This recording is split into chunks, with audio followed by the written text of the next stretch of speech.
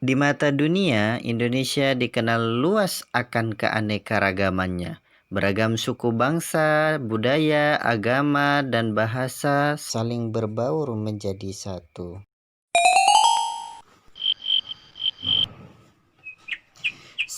Assalamualaikum warahmatullahi wabarakatuh. Sobahul khair. Sobahul nur. Iya. Kaifa halukum? Alhamdulillah, luar biasa.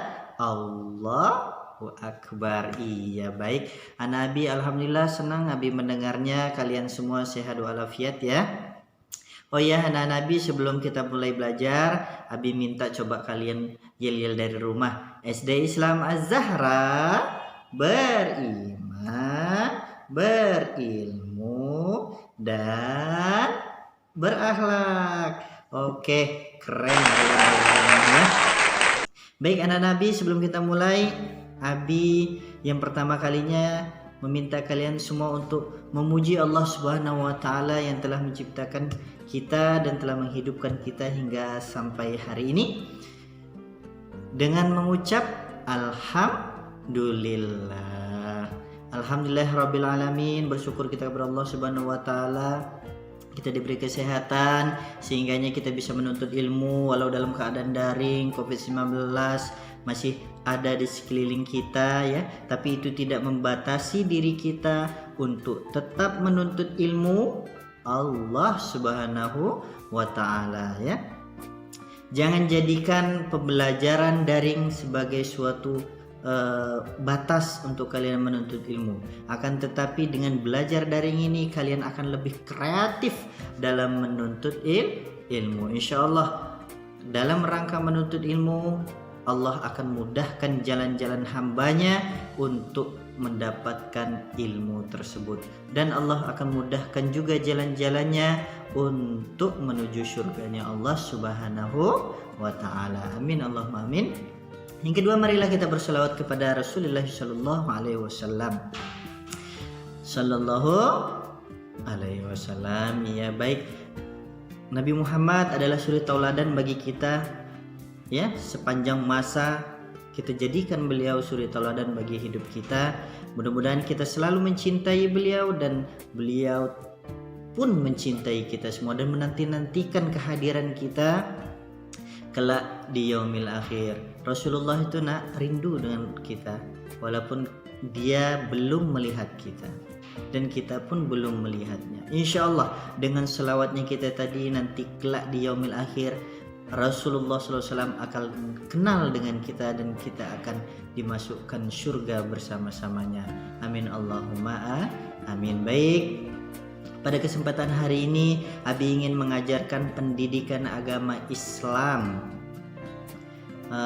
untuk kelas 6. Nah, sekarang Abi minta kalian semua untuk menyimak pelajaran Abi dengan baik, sehingganya apa yang Abi sampaikan nanti benar-benar sempurna kalian dengar dengan baik. Baik. Anak Nabi, sekarang Abi ingin menyampaikan materi kita pada hari ini, yaitu tentang surah ataupun surat Al-Kafirun. Pasti kalian semua sudah pernah mendengarnya kan? Dan pasti kalian sudah pada hafal.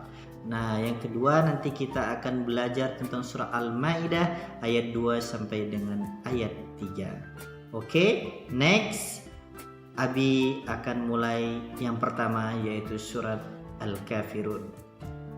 Anak-anak, kita akan membahas surah Al-Kafirun. Anak-anak, kalian buka Al-Quran, kalian lihat bahwasanya surah Al-Kafirun itu adalah surat yang urutan hampir terakhir-terakhir ya nak ya. Nah, kalian buka surat ke-109. Nah, itu ada bacaan surah Al-Kafirun yang diturunkan di kota Mekah. Kalian tahu sejarah turunnya kenapa? Nah, Abi akan ceritakan secuplik cerita tentang kisah Rasulullah SAW dulu pernah dijumpai atau ditemui atau didatangi oleh orang-orang kafir. Orang-orang kafir itu memberikan tawaran kepada Rasulullah SAW. Nah, tawarannya seperti apa, Bi? Nah, tawarannya seperti ini. Dia mendatangi Rasulullah kemudian berkata, "Ya Rasulullah, kami tahu agama kamu dan agama kami berbeda. Tapi kami ingin kamu pada saat beribadah, kami ingin menemanimu beribadah menyembah Allah Subhanahu wa taala. Tapi setelah engkau beribadah, engkau datangi kami juga tempat ibadah kami, dan pada saat kami beribadah, engkau juga beribadah menyembah Tuhan kami," kata orang-orang kafir tersebut. Kemudian Rasulullah SAW diberikan wahyu oleh Allah Subhanahu wa taala berupa surat Al-Kafirun ini. Al-Kafirun artinya orang-orang kafir, yaitu orang-orang yang mengajak-ngajak untuk menyembah Tuhan mereka. Nah, seperti itu anak-anak ya, sejarah singkat tentang turunnya surat Al-Kafirun di kota Mekah. Nah, baik, kita akan membahas isi dari surat Al-Kafirun tersebut. Apa saja sih Bi isinya? Nah, Abi akan sampaikan isinya. Tapi sebelumnya kita baca dulu yuk bersama-sama. A'udzu billahi minasy syaithanir rajim. Bismillahirrahmanirrahim. Qul ya ayyuhal kafirun la a'budu ma ta'budun ولا أنتم عابدون ما أعبد ولا أنا عابد ما عبدتم ولا أنتم عابدون ما أعبد lakum dinukum waliyadin. Shadaqallahul azim. Alhamdulillah kita telah membaca surah Al-Kafirun ya. Nanti kalian hafalkan, siapa tahu kalian sudah lupa ya, dilancarkan kembali. Nah, artinya adalah katakanlah hai Muhammad, wahai orang-orang kafir, aku tidak menyembah apa yang kamu sembah, dan kamu bukan penyembah apa yang aku sembah, dan aku tidak akan pernah menjadi penyembah apa yang kamu sembah, dan kamu tidak akan pernah juga menjadi penyembah apa yang aku sembah.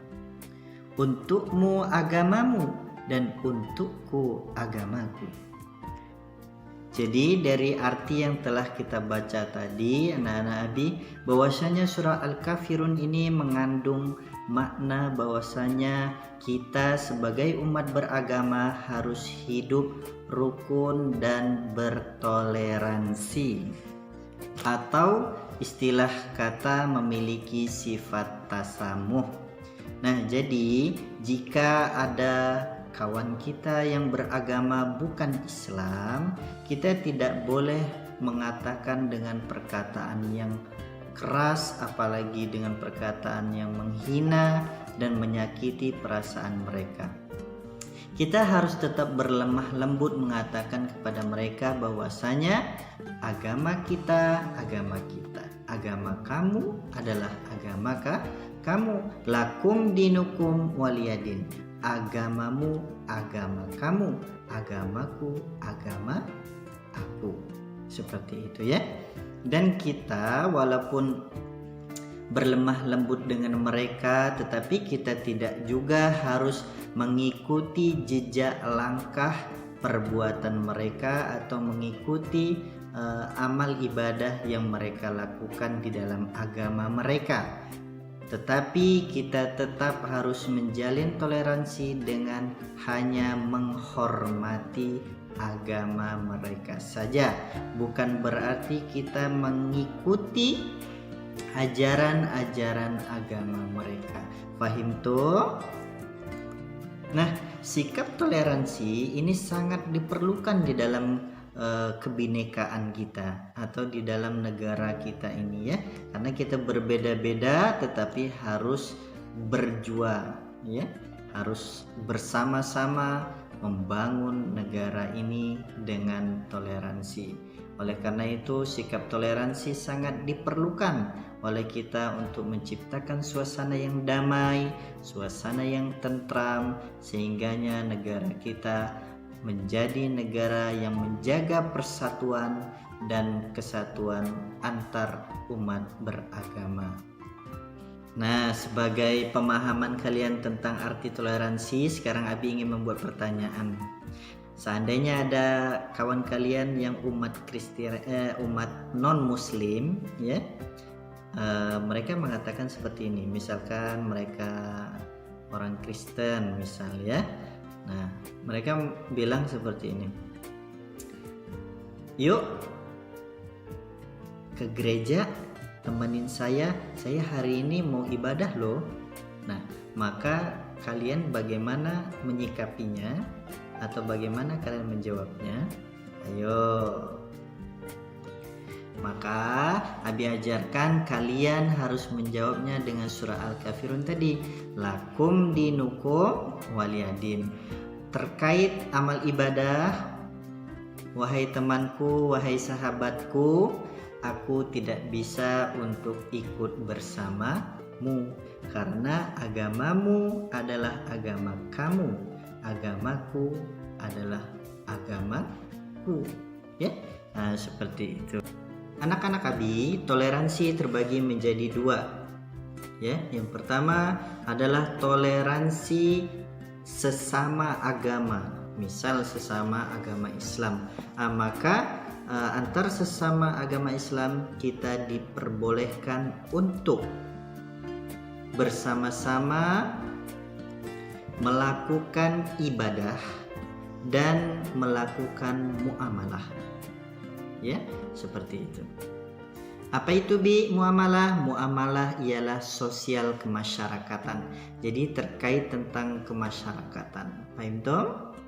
Yang kedua yaitu toleransi antar umat agama. Berarti toleransi kita karena berbeda agama ya. Yaitu toleransi yang hanya diperbolehkan dalam bentuk muamalah saja. Yaitu tentang sosial kemasyarakatan saja. Jadi jangan ikut-ikutan ya toleransi di dalam beribadahnya. Paham toh? Jadi toleransi itu bukan berarti mengorbankan keyakinan kita sebagai orang yang beragama. Tetapi toleransi itu ialah menghargai perbedaan yang dilandasi atas sesuatu hal. Contohnya toleransi berbeda agama tetapi karena suatu hal, yaitu karena kita bernegara. Maka kita harus bertoleransi terhadap agama yang lain juga, tetapi hanya cukup menghargai saja ibadah mereka, bukan berarti untuk kita ikuti. Dan oleh karena itu antar sesama pemeluk agama tidak boleh saling memaksakan untuk mempengaruhi orang masuk ke dalam agamanya dengan memaksa. Karena Allah Subhanahu wa taala tidak mengajarkan kita untuk memaksa orang lain masuk ke dalam agama kita. La ikraha fid din. Tidak ada paksaan untuk memeluk agama Islam, yaitu agama Allah Subhanahu wa taala. Cukup melalui hidayah dari Allah Subhanahu wa taala maka orang tersebut akan memeluk agama Islam. Qad tabayyana ar-rusdu minal ghayy, karena sesungguhnya telah jelas jalan yang benar dan mana jalan yang sesat. Baik, Abi ingin menyampaikan bahwasanya kita harus melakukan pembiasaan-pembiasaan bertoleransi terhadap orang lain. Yang pertama, menghargai adanya perbedaan. Yang kedua, menjalin persaudaraan dan persahabatan. Dan kita mengakui bahwasanya perbedaan adalah sesuatu yang memang pasti dan itu sunnatullah. Yang keempat, mengedepankan sikap sopan, santun, ramah dan lemah lembut dalam hidup bermasyarakat. Kelima, menjadikan perbedaan sebagai sebuah sarana perlombaan, yaitu perlombaan dalam mencapai kebaikan, bukan perlombaan dalam perpecahan. Jika sifat toleransi ini dapat kita terapkan, maka akan terwujud hal-hal sebagai berikut. Pertama, suasana akan menjadi harmonis, hidup tentram dan juga aman, serta hidup menjadi rukun. Yang kedua, mempererat tali silaturahmi dan persaudaraan di dalam masyarakat. Yang ketiga, terwujudnya rasa kasih sayang antar sesama umat beragama. Kemudian terwujudnya berbagai kemudahan dalam hidup kita.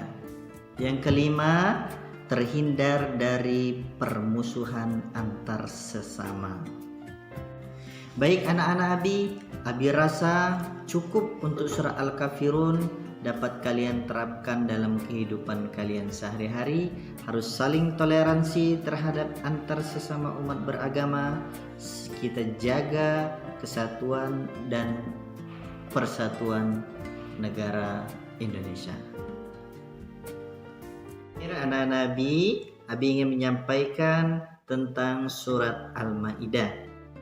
Surah Al-Maidah adalah surat yang kelima, memiliki jumlah ayat 120, dan yang akan kita pelajari hanya ayat 2 dan ayat 3. Nah, oleh karena itu Abi ingin menyampaikan secara ringkas bahwasanya di ayat 2 di surat Al-Maidah kita berhak untuk marah terhadap sesuatu yang tidak baik.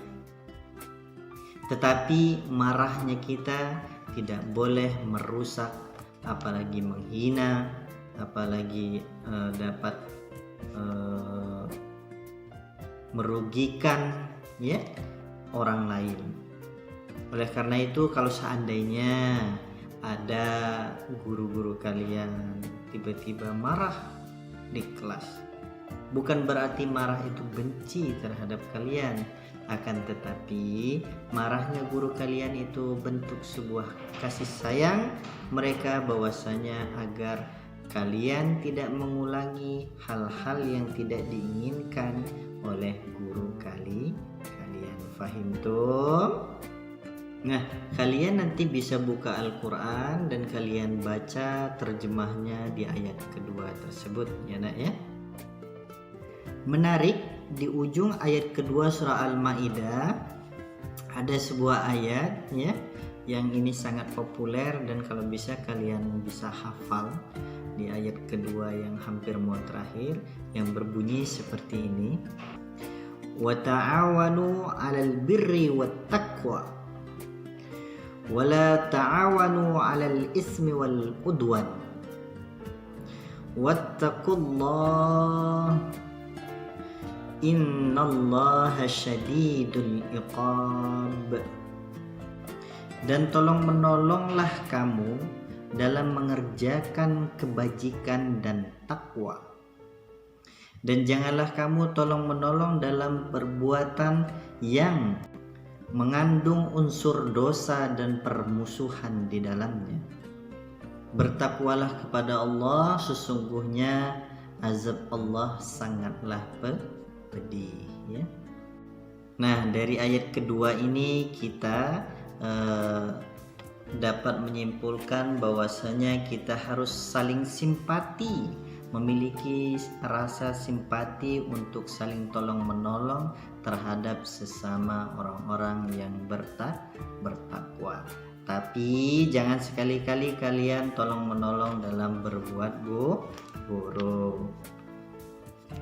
Kemudian pada ayat yang ketiga surah Al-Maidah, Allah Subhanahu wa taala, ya kalian bisa baca di samping artinya. Allah Subhanahu wa taala mengharamkan beberapa hewan, di antaranya seperti memakan daging babi, anjing, ya, serta darah ataupun bangkai. Nah, itu tidak boleh kalian makan. Atau daging hewan yang tidak disembelih dengan nama Allah Subhanahu wa taala, atau memakan daging yang karena hewan itu dicekik, kemudian atau kita memakan daging hewan yang karena sudah kita pukul-pukul dengan kejam, ya.